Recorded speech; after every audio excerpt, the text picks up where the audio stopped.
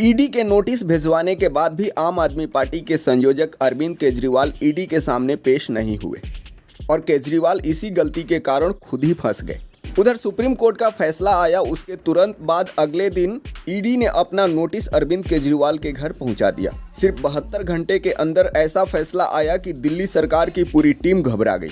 338 करोड़ के जिस फैसले को अरविंद केजरीवाल झूठा बताते नहीं थक रहे थे, उसके खिलाफ ऐसा सबूत मिला है कि आम आदमी पार्टी के संयोजक और दिल्ली के मुख्यमंत्री अरविंद केजरीवाल कभी भी गिरफ्तार हो सकते हैं। अब ऐसा लगता है मानो सब कुछ पहले से तय था। कुछ महीने बाद ही लोकसभा का चुनाव होने वाला है। इंडी अलायंस यानी विपक्ष के सभी पार्टियों ने मिलकर वर्तमान की सरकार यानी मोदी सरकार पर ये आरोप लगाते हुए कहा कि मोदी सरकार लोकसभा चुनाव से पहले विपक्ष के सभी प्रमुख नेताओं को जेल में बंद कर देना चाहते हैं। वहीं अरविंद केजरीवाल जिस मामले में फंसे हैं, उस पूरे मामले को जानकर आप भी हैरान हो जाएंगे। ईडी के नोटिस मिलने के बावजूद अरविंद केजरीवाल ने ईडी के सामने पेश होने से मना कर दिया, पर ईडी के पास पूछताछ के साथ साथ उन्हें गिरफ्तार करने का भी पूरा पावर है। खबर पूरी डिटेल्स में बताता हूँ। कुछ प्रमुख सूत्रों के माने तो अरविंद केजरीवाल की गिरफ्तारी कभी भी हो सकती है, क्योंकि केजरीवाल के सबसे भरोसेमंद साथी व दिल्ली के उप मुख्यमंत्री रहते हुए मनीष सिसोदिया ने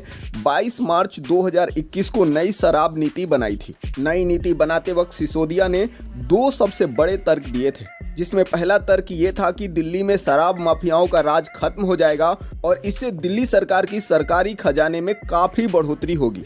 आम आदमी पार्टी की सरकार के मुखिया अरविंद केजरीवाल ने 17 नवंबर 2021 को नई शराब नीति यानी एक्साइज पॉलिसी लागू कर दी थी, लेकिन 8 जुलाई 2022 को एक नया ट्विस्ट तब आया जब दिल्ली के मुख्य सचिव नरेश कुमार ने दिल्ली के एलजी वीके सक्सेना को रिपोर्ट सौंपी।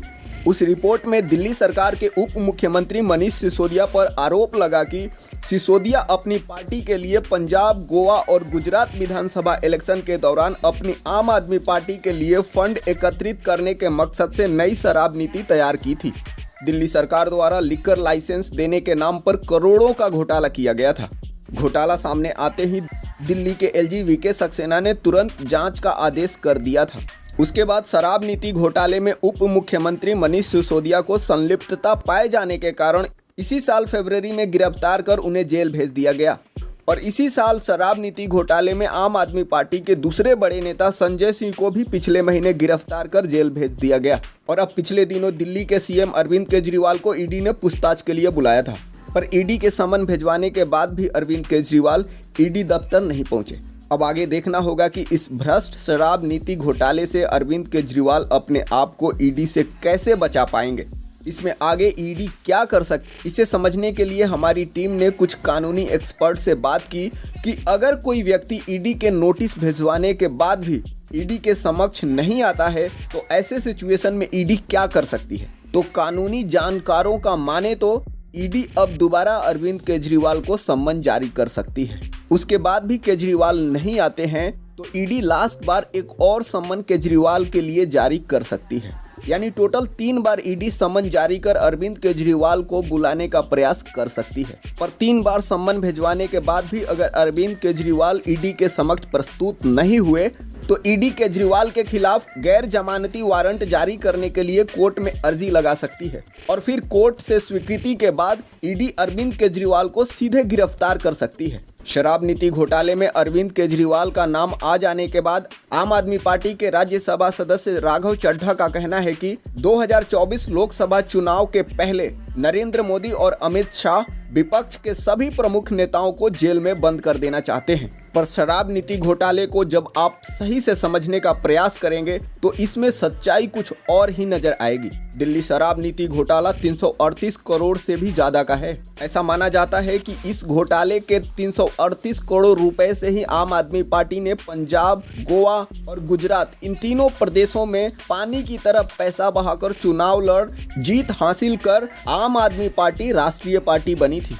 लेकिन अगर अरविंद केजरीवाल और उनकी आम आदमी पार्टी इस घोटाले में दोषी पाए जाते हैं तो उनकी पार्टी की राष्ट्रीय दल होने की मान्यता भी खत्म हो सकती है। इसी हफ्ते देश की सर्वोच्च न्यायालय यानी सुप्रीम कोर्ट ने मामले की गंभीरता को देखते हुए मनीष सिसोदिया की जमानत को भी रद्द कर दिया और सुप्रीम कोर्ट ने एक्सेप्ट किया कि इस शराब नीति घोटाले में जांच जरूरी है, क्योंकि मामले को देख ऐसा प्रतीत होता है कि कहीं ना कहीं घोटाला हुआ है। और इसमें कथाकथित आम आदमी पार्टी की डायरेक्टली और इनडायरेक्टली संलिप्तता है। सत्येंद्र जैन, मनीष सिसोदिया के साथ साथ संजय सिंह, ये तीनों नेता शराब नीति घोटाले में पहले से ही जेल में हैं और अब इसी घोटाले में जेल जाने का तलवार अरविंद केजरीवाल के ऊपर भी लटक रही है। क्या अरविंद केजरीवाल की गिरफ्तारी होनी चाहिए? आप सबकी राय क्या है, मुझे कमेंट करके जरूर बताइए। आर्या नवदेव, ब्यूरो रिपोर्ट, आज का सच।